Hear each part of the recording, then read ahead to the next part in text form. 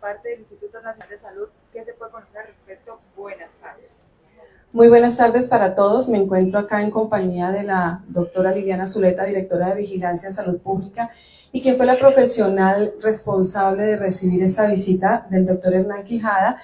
Él es el subdirector de Análisis de Riesgo y Respuesta Inmediata en Salud Pública del Instituto Nacional de Salud. Es la tercera vez que el doctor Hernán visita nuestro departamento.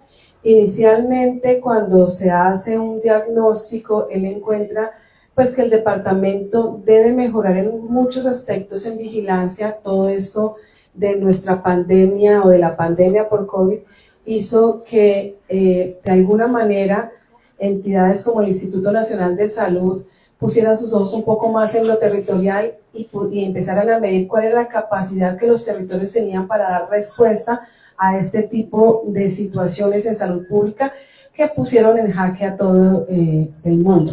Entonces es así como se encuentra que tenemos varios aspectos por mejorar. Él hace una segunda visita el año pasado y ahorita pues hace una tercera visita donde me gustaría que la doctora Liliana nos diera las conclusiones de esta visita, pero básicamente nos felicitan por los avances que hemos tenido en el sistema de alertas tempranas, cómo tenemos ya estructurado no solamente las instalaciones para hacer la sala de análisis de riesgo, sino un equipo de profesionales con las capacidades técnicas para responder, y obviamente aún tenemos aspectos por mejorar, pero hemos avanzado muchísimo. Estamos ya en la evaluación cercanos al 80%, si mi memoria no falla, empezamos como en un 60%, creo, doctora Liliana, y pues hemos ido mejorando. Entonces me gustaría de pronto que la doctora Liliana profundizara más en estos aspectos que hemos mejorado y en los que nos hace falta por mejorar.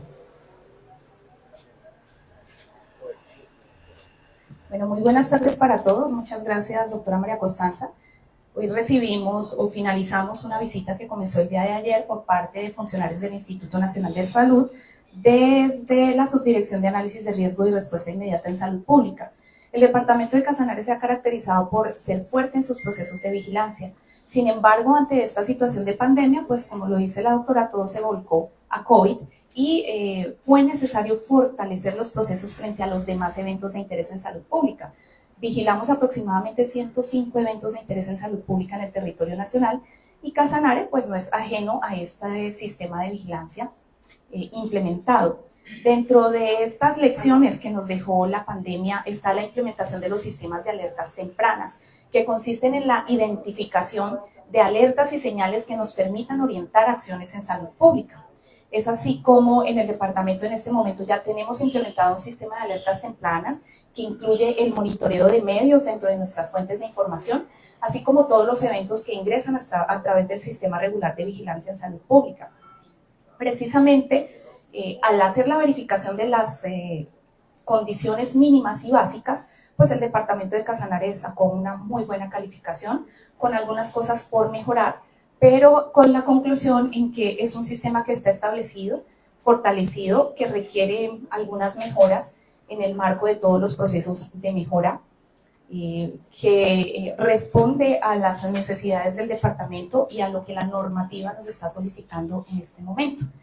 Es así que se propuso para presentar como una experiencia exitosa en el marco de la Reunión Nacional de Vigilancia en Salud Pública que se va a realizar el próximo mes de mayo. Y dentro de todas estas experiencias de nuestro sistema de alerta, pues lo hemos fortalecido también con eventos de interés en salud pública para el departamento como Chagas, como dengue, como las intoxicaciones por alimentos y por sustancias químicas, en donde ya tenemos un claro mecanismo de respuesta que responde pues a toda esta normatividad y a todos estos lineamientos que habían tenido el instituto trasladar hacia los entes territoriales y que nosotros hemos adoptado y en este momento tenemos en ejecución y funcionamiento. ¿Cuáles son esos aspectos a mejorar? Bueno, fortalecer el talento humano, que tenemos un equipo suficiente, cada día son más los eventos que se presentan. Por ejemplo, en este momento el país está en una alerta por influenza aviar, quienes han revisado últimamente las noticias. Entonces, cada vez que llega un evento nuevo en salud pública, pues hay que capacitar y fortalecer el talento humano. Entonces, debemos dar continuidad al fortalecimiento en este proceso, muy seguramente ampliando un poco el personal que trabaja con vigilancia en salud pública, sin desconocer que los municipios forman y juegan un papel muy importante dentro del sistema de vigilancia, porque sin la participación de nuestros compañeros de las entidades municipales, pues no podríamos desarrollar estos procesos. ¿Cuáles son las enfermedades que están en este momento haciendo el seguimiento y que te podrían tener algún tipo de riesgo dentro del departamento de Casanare? Bueno, en este momento, como les menciono, a nivel nacional estamos en alerta, una por un riesgo natural que afecta más a algunas regiones, que es la erupción del volcán, que eso también nos pone en alerta a todos y debemos tener un plan de contingencia. Tenemos también influenza aviar, que ya desde hace rato nos están mencionando, que se da por la migración de aves y que se han tenido algunos casos alrededor del país, pero no en el país. Pero también debemos estar preparados para eventos como cólera, que si bien es cierto en el momento no hemos notificado casos para el país, sí tenemos países vecinos con cólera. Tenemos también ébola, que aunque la mayoría de casos se encuentran al otro lado del mundo, por toda esta situación ya de pues, las migraciones, pues tanto de especies como de personas, estamos con un riesgo importante de poder tener cualquiera de estos eventos. Así como nos llegó COVID, nos pueden llegar cualquiera de estos eventos. Entonces esto exige unos planes de preparación y respuesta, no solamente desde la vigilancia en salud pública, sino desde la prestación de servicios, desde la atención de emergencias en salud pública. Entonces, básicamente, dentro de esta encuesta de capacidades también se evalúa si ya nos encontramos en capacitación y organizando los planes de contingencia en dado caso que pudiese llegar uno de estos eventos al departamento. Doctora Constanza, una de las inquietudes que surgen y es que en pandemia se logró, gracias a Dios, a tener un equipo donado, adquirido por la Gobernación de Casanare, el personal también dispuesto para eso. ¿Cómo se ha logrado reorganizar todo ese tipo de equipos de personal para contribuir en este proceso del que se está hablando ahora? Bueno, básicamente como lo dice la doctora Liliana, hay unas capacidades técnicas que las adquiere el personal y que esas quedan en el departamento. Es un aprendizaje de todo esto que nos dejó el COVID que queda para el departamento. Hubo en su momento unos recursos importantes que llegaron del Ministerio de Salud y que obviamente se dieron por una única vez en el año 2020, luego nos toca volvernos a ajustar el presupuesto que tenemos disponibles y lo que hacemos es reorganizarnos internamente de manera que con el mismo equipo que veníamos trabajando antes de pandemia empezar a asumir todos estos nuevos eventos y por eso decía la doctora Liliana que se requiere fortalecer el equipo técnico que hoy trabaja en la vigilancia de todos estos casos, no solamente el equipo técnico, sino que requerimos también una logística, porque estos equipos de respuesta inmediata, cuando se nos notifican estos casos donde se deben desplazar a los lugares donde se presentan de manera inmediata, pues esto requiere unos viáticos, unos vehículos, y a veces no se cuenta con estos, digamos, con esta logística necesaria. Sin embargo, el departamento ha venido haciendo su trabajo, pero nos hemos vuelto a reorganizar sin esos recursos importantes que teníamos y asumiendo cada vez más eventos que se vienen presentando, cada día surgen más enfermedades y pues aparte de los que decía la doctora Liliana, los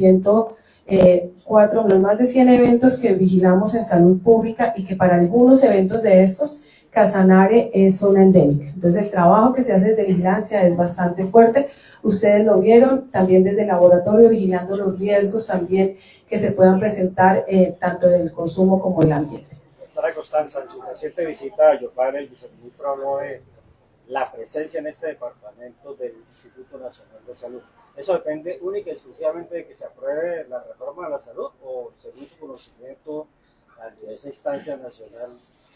Esto está incluido dentro de la reforma de la salud, la normatividad bajo la cual estamos en este momento pues no contempla la descentralización del Instituto Nacional de Salud. En la reforma se habla que en cada departamento se tenga como un director tanto del ADRES como un director del Instituto Nacional de Salud, pero esto estaría sujeto a que se apruebe la reforma o a que por lo menos expidan una norma que permita hacerlo de esa manera. Por ahora, en esa visita, pues no se tocó para nada este tema. Doctora Constanza, pues ya van varias semanas de los casos de Chagas. ¿Eso entra en esa respuesta de emergencia? Chagas, dengue, todas esas vidas.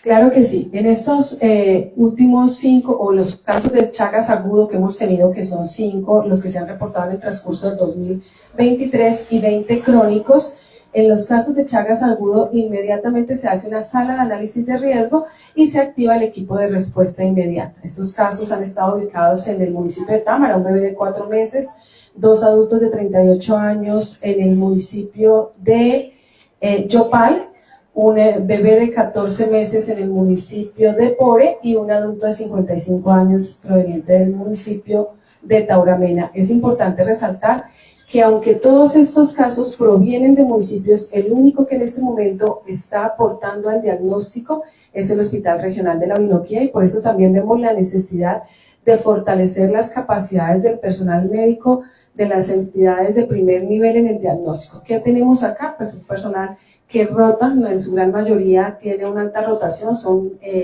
personal de servicio social obligatorio, y esto hace que como estas enfermedades de pronto no es muy común verlas en Bogotá, que es de donde provienen la mayoría de médicos de servicio social obligatorio, no estén tan familiarizados con el diagnóstico de dengue o de Chagas. Por eso muchas veces no se hace el diagnóstico en estas entidades, sino ya cuando estos pacientes son remitidos al Hospital Regional de la Orinoquía.